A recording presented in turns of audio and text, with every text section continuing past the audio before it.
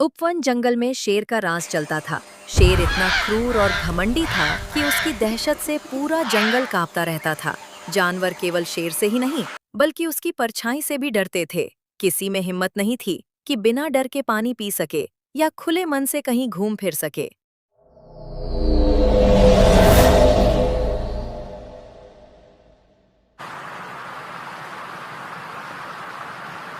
इसी बीच एक बार जंगल में भयानक गर्मी पड़ गई।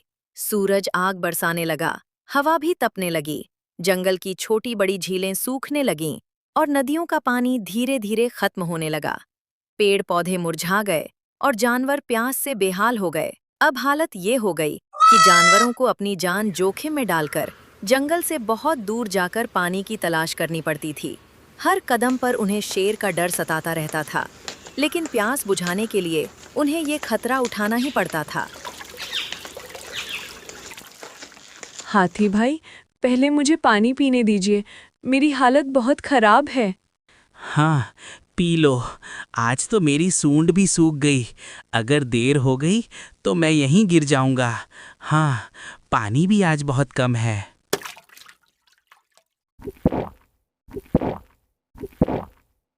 हाथी भाई, ये बाघ का डर कब खत्म होगा? हम डर डर के कब तक रहेंगे? अच्छा हुआ हमने बाघ के आने से पहले पानी पी लिया। अब जल्दी से यहाँ से चले जाते हैं। जंगल में रोज भयानक डर का वातावरण रहता था। सबको जंगल के हालात बदलने का इंतजार था। पेड़ के नीचे सभी बातें कर रहे थे। तभी पेड़ की ऊंची डाल पर बैठा बंदर नीचे सबको देखकर इतराने लगा। उसकी शरारती आंखों में आज कुछ ज्यादा ही मस्ती थी। तुम सभी इतना डर क्यों रहे हो? मैं तो किसी से नहीं डरता, किसी भी पेड़ पर घूम सकता हूँ। पेड़ पर तो कोई भी नहीं डरेगा, इसमें क्या बहादुरी? पेड़ पर तो मैं भी नहीं डरती। दम है तो नीचे आओ बंदर मामा, हम सभी बहुत परेशान हैं। तभी जंगल की शांति टूट गई। झाड़ियों के पीछे से आई एक भारी और डरावनी आवाज ने सबका दिल दहला दिया। मेरी तेज नजर से सब दिख रहा है। तुम लोग भी ना खामखा डरते रहते हो। मेरे जैसा बहादुर बोला, रुको, कुछ बहुत बड़ा आ रहा है। अरे अरे बचाओ, बाघ। झाड़ियों से बाहर आया एक बाघ। बंदर शेर को देखकर डर जाता है और उछलते उछलते पेड़ पर चढ़ जाता है। बचाओ, कोई है, मुझे बचाओ। मुझे तो लगता है ये इसकी कोई चाल है शिकार को फंसाने की। नहीं नहीं, मैं कोई नाटक नहीं कर रहा और ना ही मैं किसी को डराने या बहकाने की हालत में हूँ। मेरे ऊपर भेड़ियों के एक बड़े झुंड ने हमला किया है। वे हमारे जंगल पर कब्जा करना चाहते हैं। वे बहुत दूर के एक जंगल से आए हैं। उनके जंगल में बहुत भयानक सूखा पड़ गया है। नदियां सूख चुकी हैं। तालाबों में पानी की एक बूंद भी नहीं बची। पीने के लिए पानी नहीं मिलने की वजह से उस जंगल के कई जानवर प्यास से मर गए और कुछ जान बचाने के लिए अपना घर छोड़कर भागने पर मजबूर हो गए। भेड़िए बहुत भूखे हैं। उनकी आंखों में गुस्सा और भूख साफ दिखाई दे रही है। अगर उन्हें रोका नहीं गया तो हमारा जंगल भी सुरक्षित नहीं रहेगा। सब शांति रखो। पहले ये बताओ, क्या तुम सच कह रहे हो? हम समझते हैं कि तुम डरे हुए हो, लेकिन सच जानना जरूरी है। अगर भेड़िए सच में भूखे हैं और उनका जंगल सूखे से बर्बाद हो चुका है, तो हमें जल्द कोई सही फैसला लेना होगा। हाथी ने हालात की गंभीरता को समझ लिया था। उसने बिना समय गंवाए सबको अपने अपने काम सौंप दिए। बंदर और गिलहरी फुर्ती और समझदारी से भरे हुए दौड़ते हुए जंगल की ओर निकल पड़े, ताकि जाकर सब कुछ अपनी आंखों से देख सकें। वे सच जानना चाहते थे। उधर हाथी घायल शेर को साथ लेकर आए गुफा में पहुंचते ही सभी जानवरों ने शेर की देखभाल शुरू कर दी। किसी ने पानी लाकर पिलाया तो किसी ने पत्तियों से उसके जख्म ढंक दिए।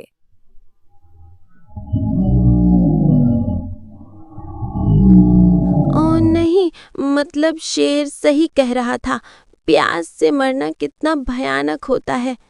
अगर उनकी जंगल में पानी नहीं है तो उनका गुस्सा समझ में आता है, लेकिन इसका मतलब ये नहीं कि वे हमारे जंगल पर हमला करें। हमें ऐसा रास्ता खोजना होगा जिससे किसी को नुकसान ना हो। देखो, भूख इंसान को ही नहीं जानवरों को भी खतरनाक बना देती है। अगर भेड़िए बहुत भूखे हैं तो लड़ाई से कुछ नहीं होगा। या तो हम सब मिलकर कोई हल निकालें या फिर ये जंगल भी डर का घर बन जाएगा।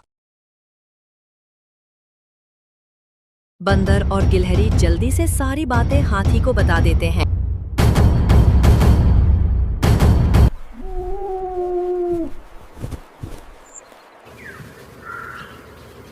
उस रात कोई भी जानवर शेर को अकेला छोड़कर नहीं गया।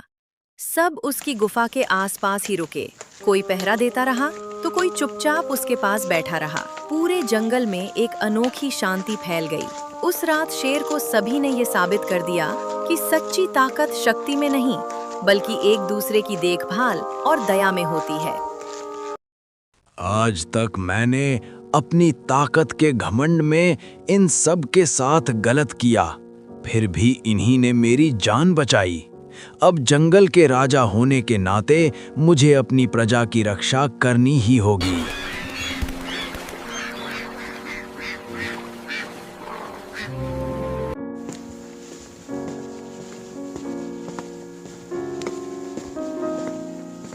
अरे अरे, आप कहाँ जा रहे हैं शेर जी?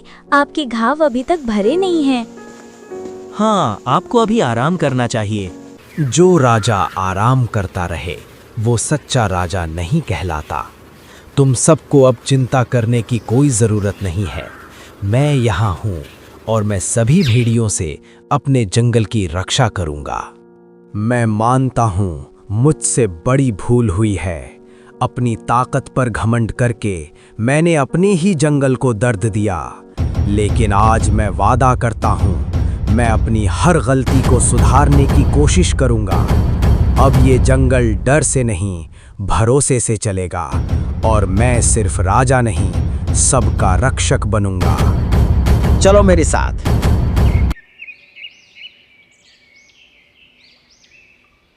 सभी मिलके निकल पड़े भेड़ियों के झुंड का सामना करने।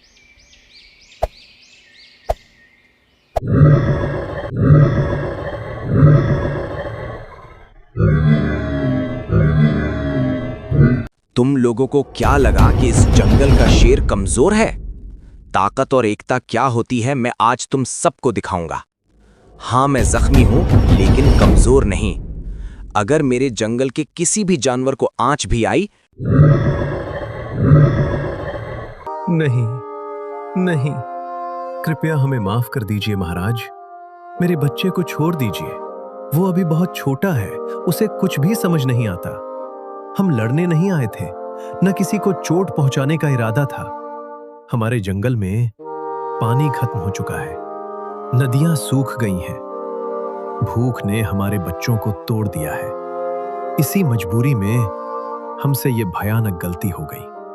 अगर सजा देनी हो तो हमें दे दीजिए, लेकिन हमारे बच्चों को माफ कर दीजिए। हम कसम खाते हैं हम अभी इसी पल ये जंगल छोड़ देंगे और कभी भी वापस नहीं आएंगे। बस एक बार हमें माफ कर दीजिए महाराज। अगर तुम सबको पानी चाहिए तो नदी से पानी पी सकते हो, लेकिन अगर मेरे जंगल के किसी भी जानवर को जरा सा भी परेशान किया तो याद रखना उसका जवाब मैं खुद दूंगा। भेड़ियों को अपनी गलती का एहसास हुआ और उन्होंने वादा किया कि वे कभी वापस नहीं आएंगे। शेर की दहाड़ से नहीं, उसके दिल की समझ से जंगल बच गया।